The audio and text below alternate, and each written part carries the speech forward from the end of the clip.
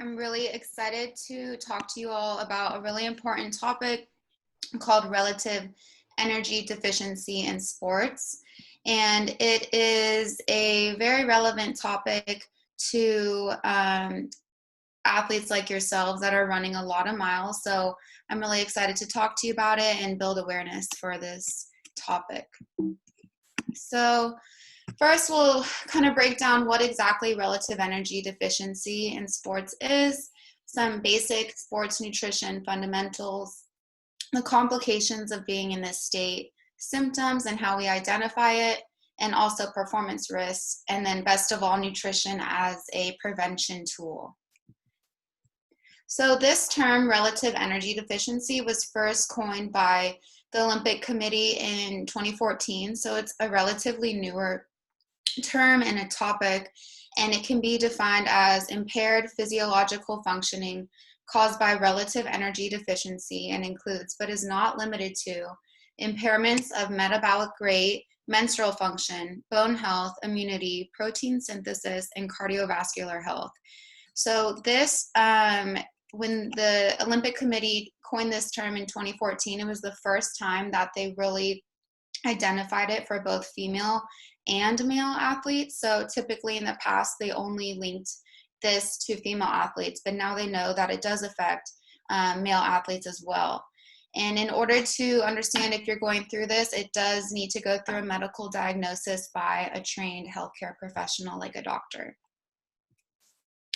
So before we dive into what exactly relative energy deficiency is, I really want to break down some sports nutrition fundamentals since it is kind of a confusing topic. So we really want to understand what exactly is going on in our bodies as athletes and how nutrition can help you excel in your sport. So sports nutrition basically breaks down the complex metabolic interactions between our movements, our energy balance, and then our nutrient breakdown. And for every human, a balanced diet is really important, but even more so for athletes because you're all working really hard. I just saw all your miles up there and I'm so impressed. So having a balanced diet is essential for all of you. So we all have this thing called BMR, basal metabolic rate. And this is what our body does every single day without us even knowing. It is constantly burning calories just to stay alive. So BMR is responsible for things like our breathing, controlling body temperature, cell growth and maintenance, muscle contraction, digestion, and blood circulation. So our body every single day, even if we don't move a muscle and we're sitting on the couch all day, our body's still burning calories just to stay alive and to function, even if we don't know what's happening. So the basic equation we can look at in relation to this BMR is our energy intake, which is our food, minus our energy expenditure, which is our movement, in addition to our basal metabolic rate, is what we have left, our energy availability. And as we can see on this pie chart here, majority of our day is broken down by BMR. So majority of our food is used to fuel basal metabolic rate. And that really kind of can vary depending on the person, and genetics does play a piece in determining that amount of calories that's burned, but that's the majority of our calories, and a majority of our food is used to fuel the BMR. Next is physical activity, and that could be either running 100 miles or getting up from a chair. We need calories to fuel these daily movements. And then finally, there's a small amount that is used for the thermic effect of food. So when we're eating and digesting food, we're burning calories to break down and metabolize that food. So by understanding this equation, even though it sounds a little confusing, we can further see just how important our food is, and it really is required to meet the demands of things that we don't even know are going on in our body. So it's really, really crucial to understand this. So having a proper balance in that equation is critical. We need to make sure our energy intake of our food is meeting the demands of our sport and our expenditure through movement, so we have enough fuel for these daily functions within our body. Otherwise, we will enter that state of relative energy deficiency. So for all of you, you're training really hard and you want to see growth and adaptation in your sport. You want to get faster. And in order to do so, we really need to make sure there's a proper energy balance. And it is pretty tricky. We can think of it like this picture as a seesaw. It changes and fluctuates day to day, depending on how much we're running and how much we're eating. So this isn't just something that we can, change one day from another. We have to really keep a close eye on it and see how we're feeling and listen to our bodies to ensure that there's an energy balance here. So when there isn't a balance and our level, our body enters this low energy availability state. So essentially we're not eating enough to meet the requirements of our food. Of our movements. So when we're not eating enough, we enter this low energy availability state. It can either be unintentional, we're just training even harder and we might not know that we're not eating enough, or it could be intentional through things like disordered eating. So this is when we have relative energy deficiency in sports. So relative energy deficiency can happen in a couple different ways. Like I said, it can either be intentional or unintentional, and we really need to pay close attention to this. So in this chart, we can kind of see the different ways that it can happen. And on the left, we have a athlete whose energy intake is reduced. So we're not eating the same amount of food that our body's used to, although our training load and the amount we're working out stays the same. So then we're in a low energy availability state and we don't have enough energy for our daily functions at BMR. And then on the right, it's the opposite. We have the same amount of energy intake, the same amount of food, but our training load increases. So with the excessive training load and the same amount of food, we also enter this state. So these are two very different circumstances. One requires, one is more so about what we're eating, and the other one's more so about our training. But in both instances, we don't have enough energy to meet the demands of our body. And then in the middle, this is where I want all of you to be. This is where your energy intake is matched with the demand of your sport and your movements. So your training load is perfectly matched to the amount of food you're eating. So you have a sufficient energy for the basic life processes that BMR, and so you can really function to your peak level. So what exactly happens when we're in this state of relative energy deficiency? Well, it has really severe consequences, not only for your performance. We see a decrease in athletic performance. It also has severe health consequences long term. So like I said, this can either happen intentionally or unintentionally. We often see this depending on the season. If you're in season and you're training extra hard, you might not be eating enough food because you're not used to working out that hard. You really need to listen to your body and listen to your hunger cues. So it happens unintentionally depending on the time of the year and the season. It also can happen, unfortunately, intentionally when we're purposefully restricting food through eating disorders like anorexia or bulimia or really strict diets. So this is when we also enter relative energy deficiency. And it is really just that equation that's off balance. Our intake is not meeting the requirement for our expenditure. And it's really, really complicated, and it affects a lot of different systems in the body. And it affects metabolism, the endocrine system, cardiovascular, gastrointestinal, immune system, and more. And it is a very intricate and complicated state for the body to be in, and it's very different depending on who you are, if you're going through this, it probably doesn't look like the person next to you that's going through it. It's not always straightforward. And that's also kind of why it's hard to diagnose, because it could look differently depending on the person, depending on their training, their habits. So building awareness is really, really key. As we can see here, this just shows us how complicated being in this state really is. It affects a lot of different systems in the body. And this chart, I know, looks crazy, but I'm just going to break it down for you a little bit. So just so we can kind of understand what is really going on here, I'm sure most of you have iPhones, and when our iPhones are, getting low on battery, it enters that low battery mode. And this is exactly what happens in our bodies.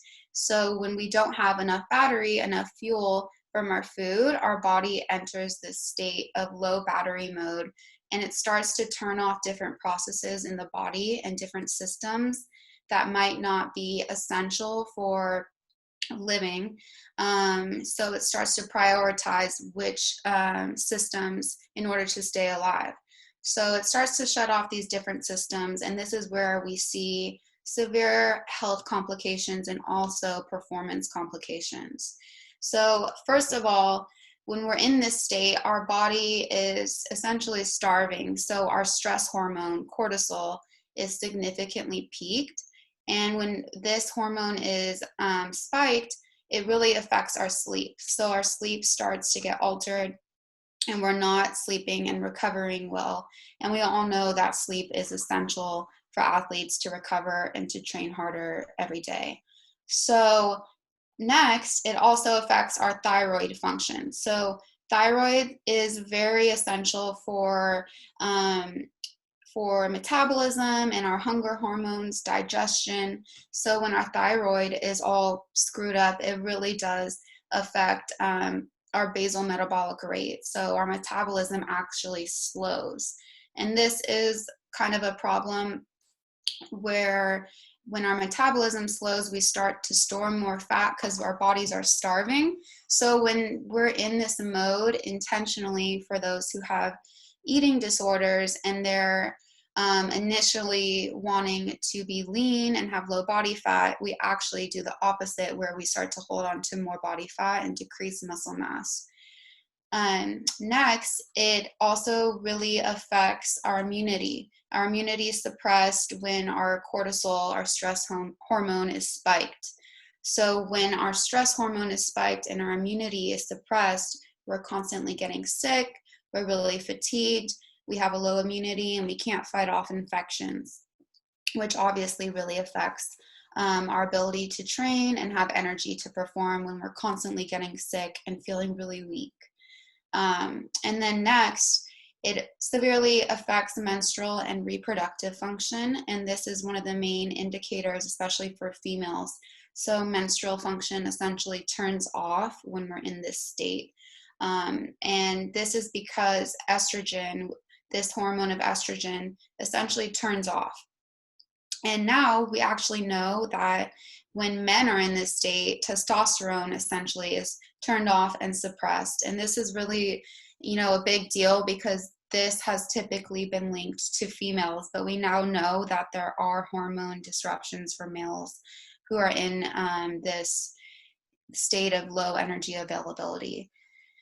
And then finally, over time, when we're in this state, it really affects bone density. So this is where we see athletes having a lot of injuries and stress fractures, because bone density is really affected. And in order to maintain calcium in our bones and have strong bones, we need to have estrogen. So when estrogen is suppressed, it doesn't allow our body to absorb the calcium and build strong bones. So this is when we typically see a lot of injuries and stress fractures, which pretty much go hand in hand with relative energy deficiency. So overall, these really complicated systems in the body that are really effective lead to not only severe health consequences, but also decreased athletic performance.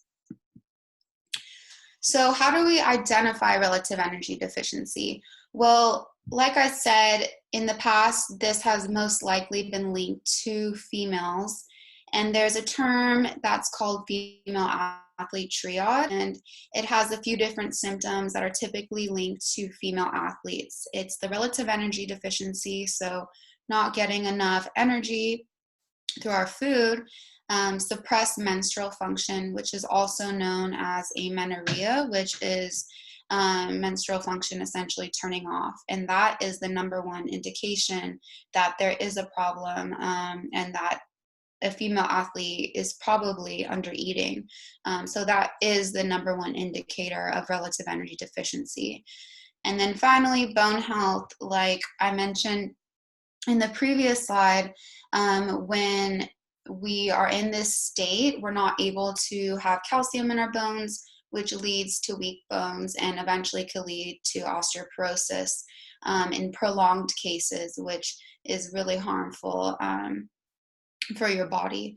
So typically, disordered eating, anorexia, and bulimia are a huge warning sign that this could be going on and that these extreme health consequences can also come along with it. So that is the number one indicator, especially in female athletes who might be going through this. And when when someone might have an eating disorder, they're purposefully restricting their food to look a certain way or be a certain weight, but it has the opposite effect of slowing your metabolism and forcing your body to store the very minimal fat that it does have, and to decrease muscle mass. And so it's a very toxic cycle to be in, and it has extreme health consequences long term as well.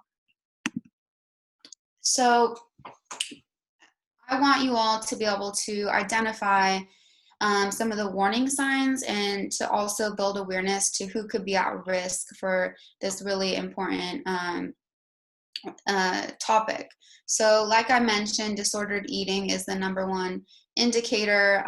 It's often hard to identify because it could be a hidden issue, but this is what's really going to show us if the body is suffering, if there are disordered eating habits and really strict dieting as an athlete.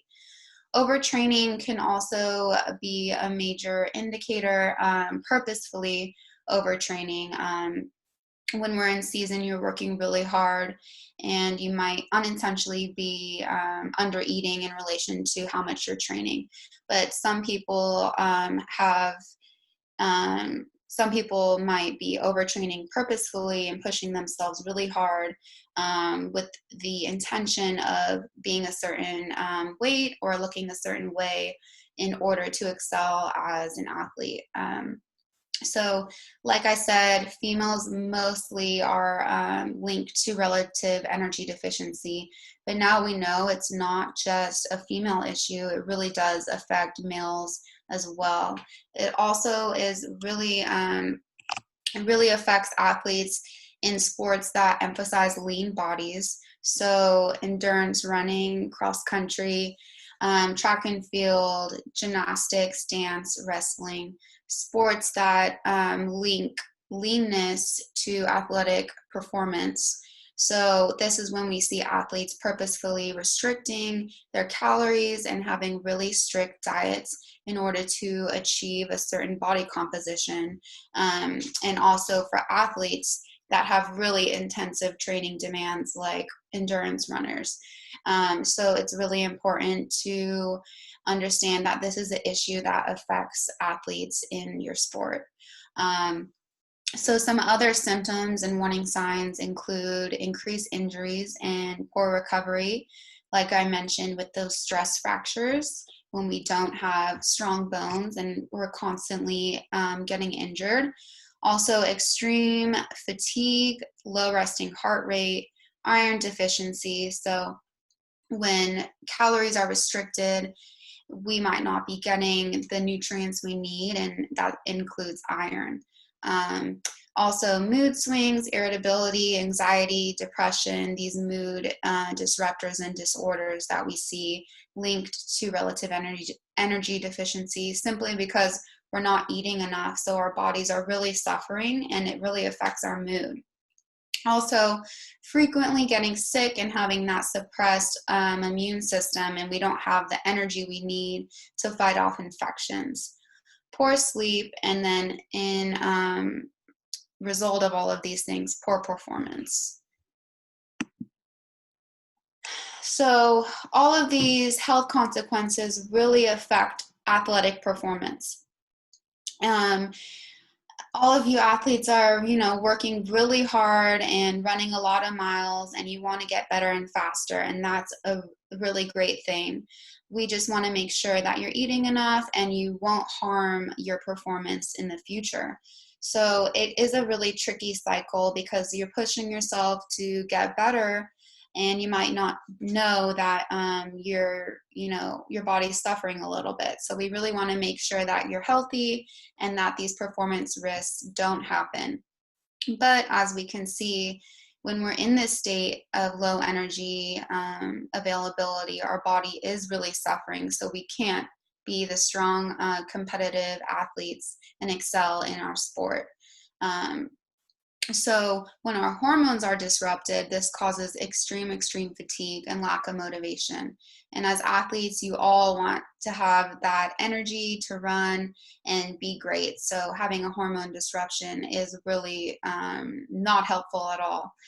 And like I mentioned, when our metabolism is thrown off, when we're in this state, it forces our body to hold on to body fat, and we see decreased bone mass and muscle mass, which is not what we want to be superior athletes. Also, we have an inability to focus and reduce coordination because we're not fueling our bodies properly, and we just don't have that sharp energy and stamina and focus that we need. And to be good athletes, you all want, superior coordination and laser focus. So that is never a good thing.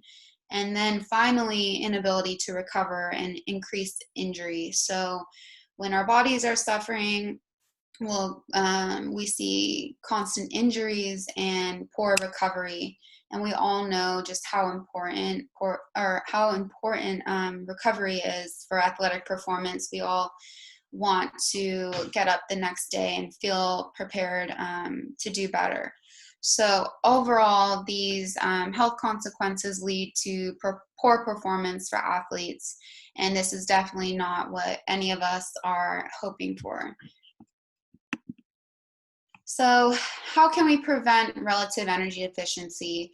Well, first of all, we need to build awareness. So I'm really happy to be here and be talking to all of you, because sometimes we might not even know that this is going on. It's not necessarily a very common topic that is talked about, but thankfully we're starting to talk about it more and building more awareness. So whether you're going through it or you might know someone that is, we are now educated and informed on it, and we know what we can do to be better.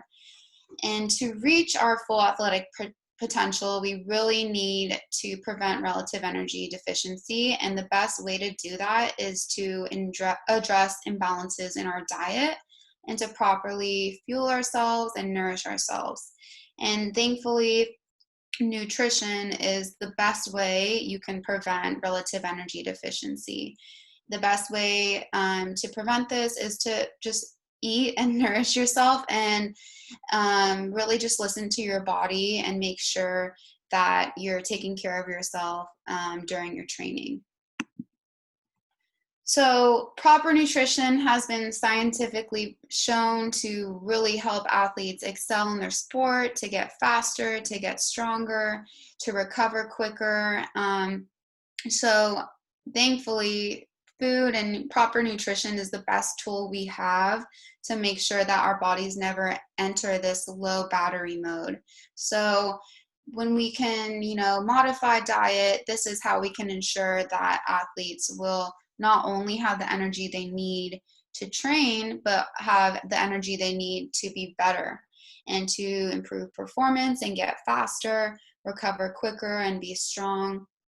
So this is the best part about relative energy deficiency, is that food is all we really need to make sure we're taking care of our bodies. So as young athletes, it's even more important that you're eating enough to fuel your bodies. You're all still developing and you're training really, really hard. So you require more fuel.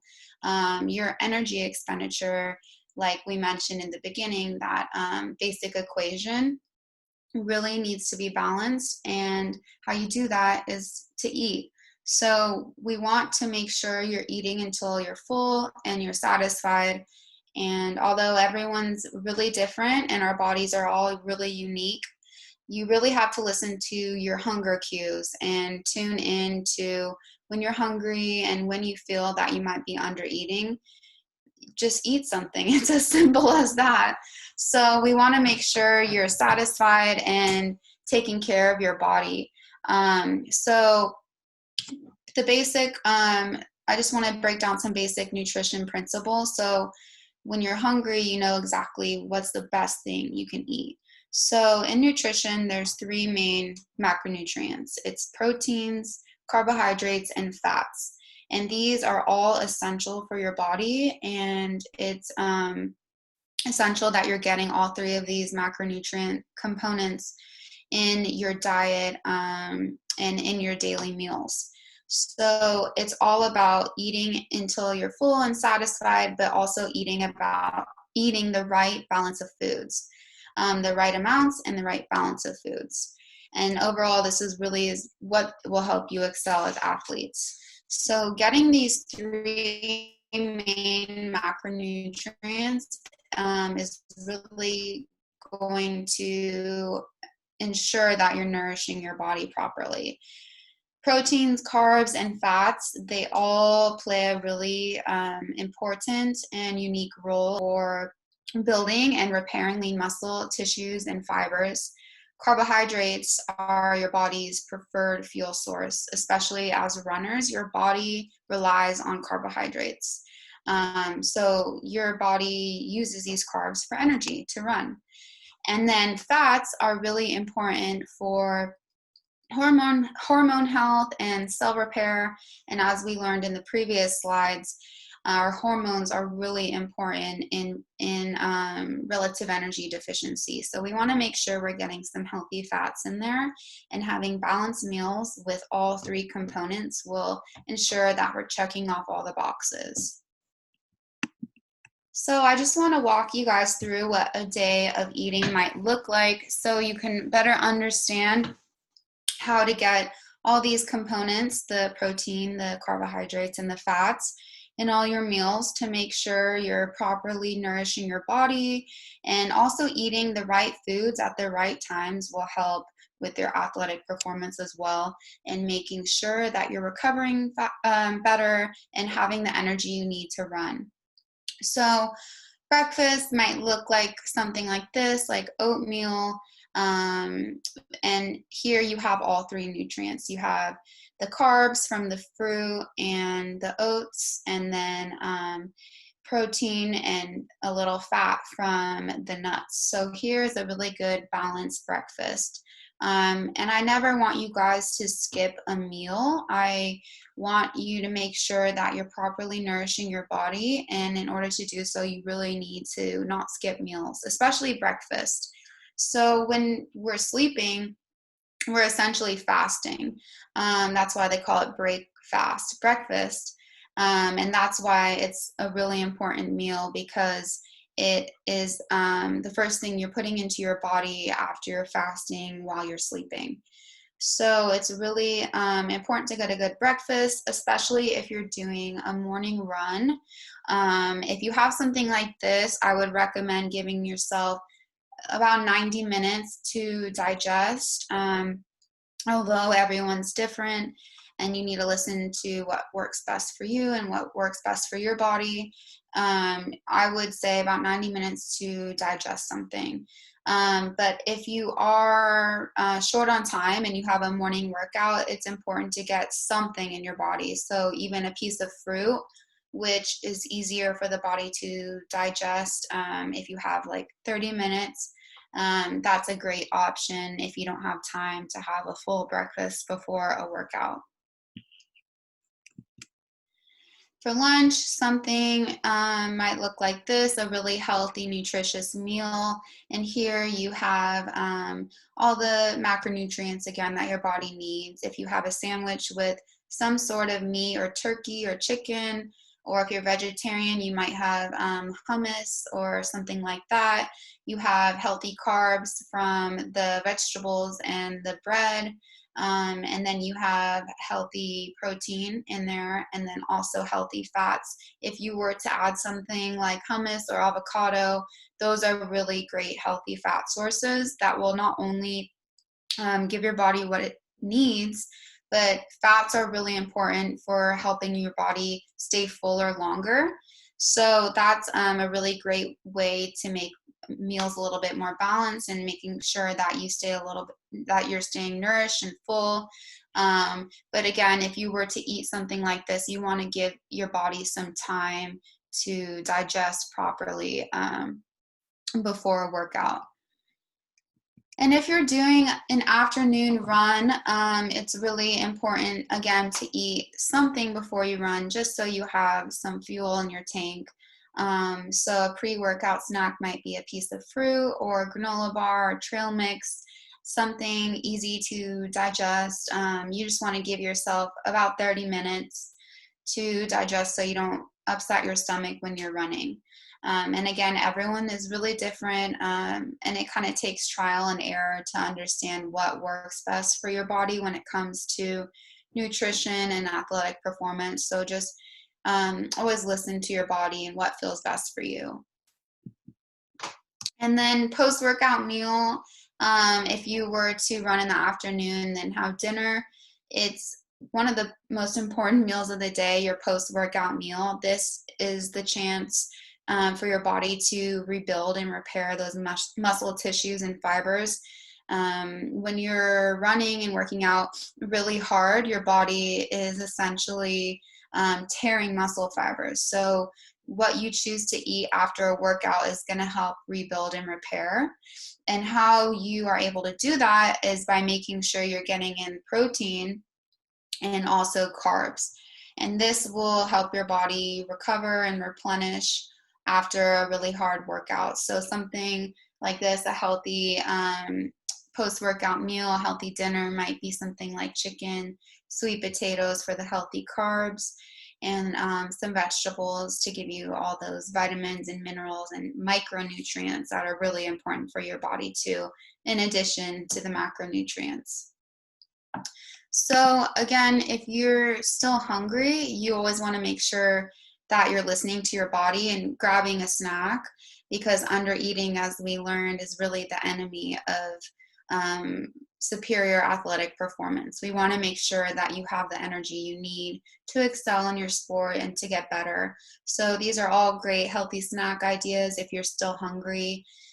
Something like trail mix or peanut butter, apples, yogurt and fruit, eggs, granola bars. These are all really great options for you to not only kind of fill up your gas tank, but also to make sure you're getting all those nutrients that your body needs to be really healthy and to make sure you're taking care of yourself.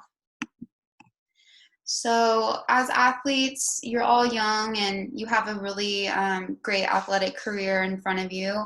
And all of these athletes here, I just wanted to leave off with some quotes, because they are all at the top of their game and superior athletes, and they all recognize the importance of proper nutrition, and they all recognize that this has set them apart in their athletic career. So Noah Lyles, the 300-meter world record holder, said, "Just because you're burning a lot of calories, you can't eat whatever you want. I like junk food, but you need the good stuff, the iron, the vitamins. That's what helps us be good at what we do." Allison Felix, the Olympic track and field champion, says, "Nutritious food makes me feel good and perform well." And then Molly Siddell, the US Olympic team long distance runner, she actually has suffered with an eating disorder in the past and suffered relative energy deficiency. So I wanted to pull a quote from her because she's a superior athlete and she now recognizes how important food is for her body and for her athletic performance. She said, "Before, I thought it was better to eat too little than to eat too much. Now I know it's better to overfill your fuel reserves. When you're empty, you just don't feel good on runs." So I love all these quotes. They really stood out to me, and I hope they stood out to you too. And as runners, I really want you to excel and have a really long, healthy athletic career, and be the best that you could possibly be. And in order to do that, nutrition is going to be that really key component to set you apart that much further on your journey.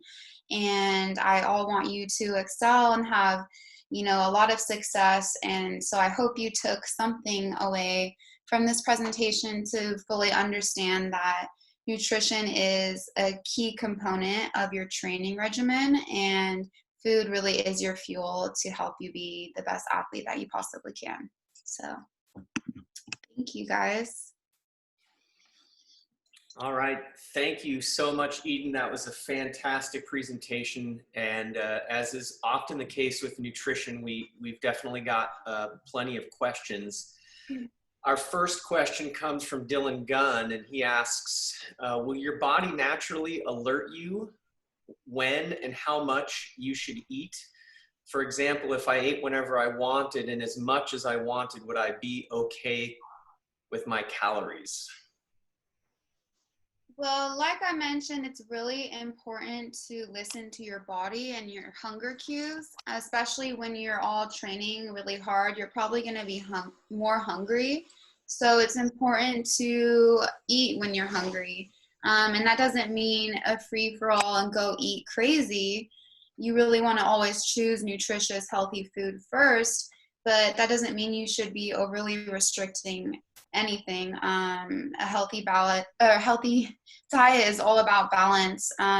So rather than focusing on calories, because calories are kind of tricky. We all think that we should be counting calories, and there's a lot of people that advocate for that. But that's not the best method for success, not only because we don't really know how many calories we're even burning, and a lot of those fitness trackers aren't even necessarily accurate. We really should be focusing on getting balanced meals with nutrient-dense foods, and also listening to our hunger cues, and making sure that we're eating until we're satisfied, not until we're really stuffed and feeling sick, but eating till we're satisfied. And that, I think, is the best way to go. So hopefully that answered your question. We've got another one. Kyla Seeley asks, if I'm on a plant-based diet, how do you avoid relative energy deficiency and ensure sufficient nutrients? So on a plant-based diet, you definitely can get all the nutrients you need. There's no doubt about it. But oftentimes on plant-based, we do see nutrient deficiencies just because you're eating very specific food groups. So you just want to make sure you're getting in enough protein. So healthy plant-based protein sources include things like tofu, tempeh, beans have some protein and some carbs in there. Nuts have some protein and some fats. You really just want to make sure you're getting in plant-based protein at every meal. Also, the amino acids, which are the building blocks of proteins, are a little different in plant-based proteins. They're not considered a complete protein, so they won't give you all those amino acids that your body's needing. So in order to get all those amino acids, it's better to pair certain plant-based foods together. So things like beans and rice will give you all the nutrients you need for that protein source. And also certain foods help you absorb, like I mentioned, iron deficiency is typical with relative energy deficiency, and iron deficiency is also really typical with plant-based diets. So if you pair certain plant-based foods with foods rich in vitamin C, that helps your body absorb iron. So if you were to pair a plant-based food with tomatoes, which is high in vitamin C, that helps you absorb the iron. Other foods high in vitamin C are obviously oranges and fruits, tomatoes, bell peppers. These are the types of foods that will help your body absorb and make sure that there's no nutrient deficiencies or any gaps in your diet. Yeah, that's great. I think what I tell my athletes a lot is to make sure there's a lot of color variety in their food. And you see that a lot with this, pairing citrus with vegetables. So you get the iron from the vegetables and you're getting the vitamin C out of the citrus in order to facilitate that absorption. We've got another one from Chloe Walsh. She wants to know about low heart rate. So she acknowledges that, well-trained athletes have lower heart rates. How do we distinguish a low heart rate because we're a well-trained athlete from a heart rate that might be the result of low energy deficiency? That's a really good question. Yeah, so really good athletes naturally have that lower resting heart rate. So it's kind of hard to distinguish with just that. So if there are other warning signs, that would give you a better indication if there could be relative energy deficiency. So things like extreme fatigue, low motivation, things like that.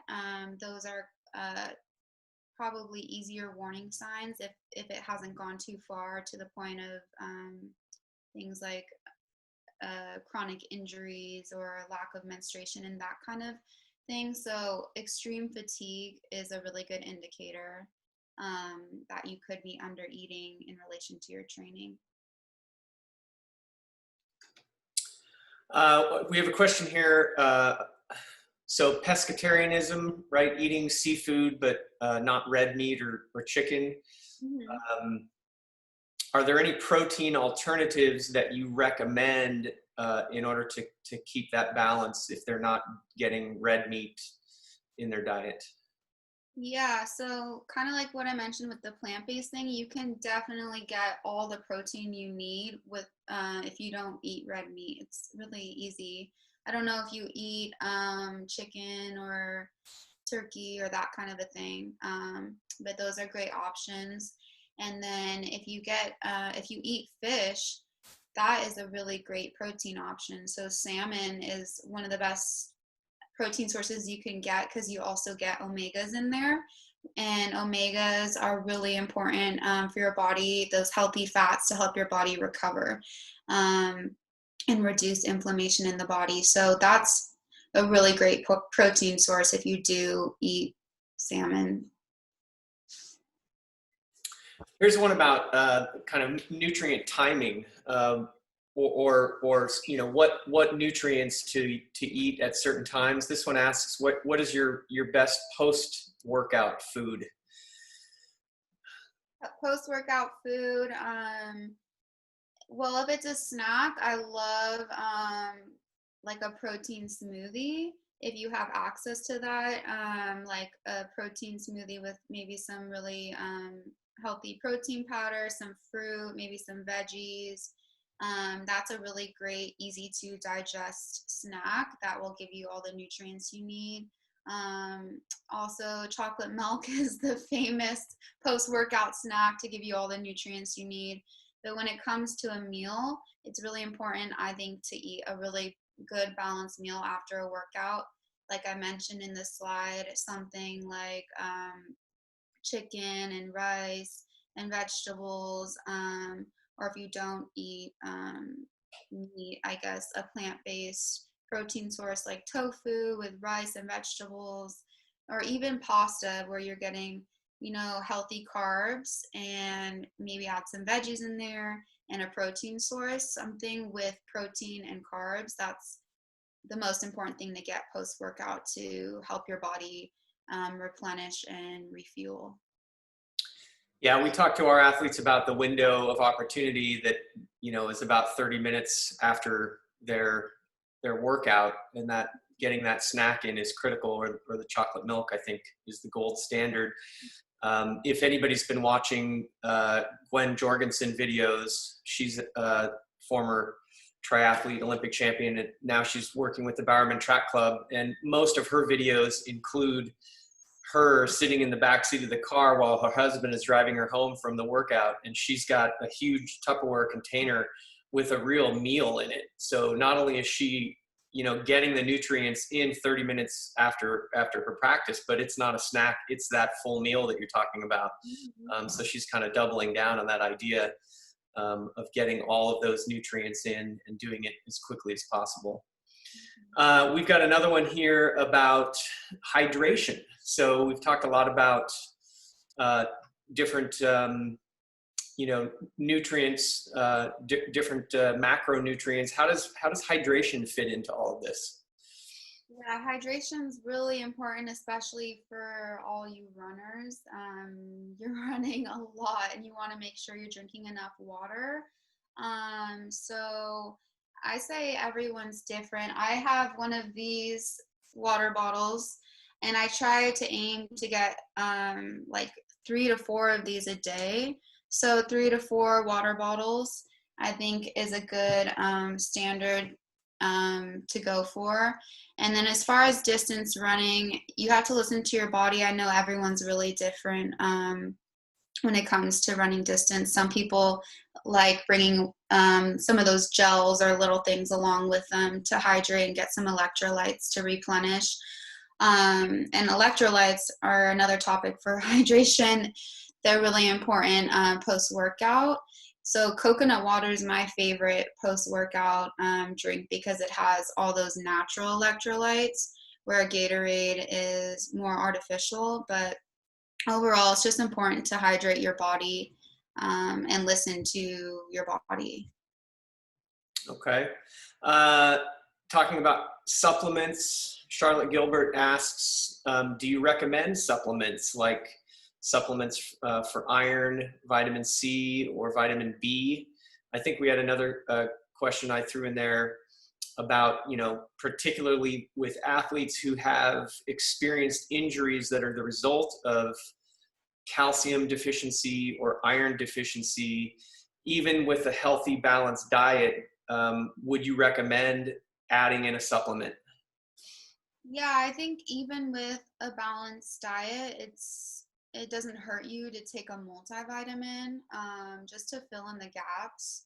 So I really do recommend a multivitamin for males and females. And then also I do recommend an omega supplement, which is really great for your body for recovery and fighting inflammation. But as far as iron goes, iron supplements can kind of be tricky. So you, first of all, need to know whether or not you're iron deficient. I wouldn't just go ahead and take an iron supplement. There's also different types of iron supplements, so I wouldn't get into that. I just really recommend a multivitamin just to fill in the gaps, because not every day is perfect with our eating, and I don't think it's any harm to take a multivitamin.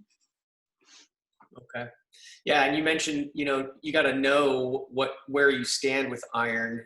We really encourage our athletes to get ferritin tests several times a year, so that, they get a test before the season. That kind of is their baseline, and then they get a test at the end of the season, and then we kind of see what happens over the course of a season of training. And if they, if that number plummets, then we know they've really got to target getting more iron into their diet. But if they're, if that number doesn't change much over the course of the season, then we know that, their system is processing the iron, it's going to the right place, and they're okay. Mm-hmm. I hope you don't mind. We've got a couple more questions. I think, this particular topic, a lot of people have, a lot that they want to do with their diet. Owen Leckie asks, for male athletes in particular, with relative energy deficiency, what is the biggest telltale that they have the syndrome, and that they have that drop in testosterone? Yeah, so to determine if there are hormone imbalances, you do need to get blood work done. Like I said, relative energy deficiency does need to be diagnosed by a doctor. But typically, like I said, extreme fatigue is a huge indicator that you're probably under eating. And if you're overtraining, you just need to make sure you're eating enough to meet how much you're training. So fatigue is a huge sign for everyone. And probably the easiest one to detect if you just don't feel like yourself, you're not motivated, you're not seeing, your body excelling in your training. Fatigue is a huge indication that you could be under eating. Yeah, trust how you feel. Mm-hmm. I encourage our kids to track their resting heart rate. So getting up, well, not getting up, right? Getting your heart rate before you sit up in bed and tracking that. And if you see any spikes in that number, that could be a real indication that your body's not shifting out of that catabolic state, all right? And getting, unable to sleep, like you said, and doing, not being able to shift gears into recovery. That's definitely an indicator that I encourage my athletes to use, resting heart rate. Mm-hmm. That's great. You already covered sports drinks a little bit, coconut water. How about, is chocolate almond milk a good substitute when compared to chocolate milk? So almond milk typically doesn't have protein in it, unless they do add like a protein powder or a source in the drink. I don't know which brand. But if you're doing a plant-based milk, soy milk is going to have the most protein in it. I know there's a lot of different plant-based milks out there, almond and coconut. So those don't have protein in it. So if you have a plant-based milk, it would be soy milk is the best option, unless you do have access to like a protein powder that you can mix in there. All right, we'll do one more. So what do you think about these miracle non-meat meats, the meat substitutes? How do you feel about vegan mock meats? I'm not a huge fan of it personally, just because they are still really processed and have a lot of sodium and ingredients you probably can't pronounce on the back of them. I think it's great that they're starting to put more alternatives out there, because it's definitely great that they're having options for people that don't eat meat. And plant-based diets are really great for your body. But as far as those products, it's not necessarily the most nutritious sources of protein. If you want plant-based protein, I would definitely stick to things like tofu, tempeh. There's a lot of good veggie burgers out there that don't have a bunch of modified ingredients in it. And so, yeah, I mean, I think it's great that they're out there and they're building awareness for this type of diet. But as far as plant-based diet goes, I think the key takeaway is not to eat all these meat replacements. I think the most important thing about plant-based diets is that you're eating mostly plants and getting a lot of vegetables and fruits and whole grains and real food in there. So I think that's what should be prioritized, is getting in real food as opposed to prepackaged processed food. Great advice. Eden, thank you so much. It's been fabulous to have you here. Great way to wrap up our week. We've got one more speaker tonight, but this was an awesome presentation. So thanks so much for your time. Thank you so much for having me.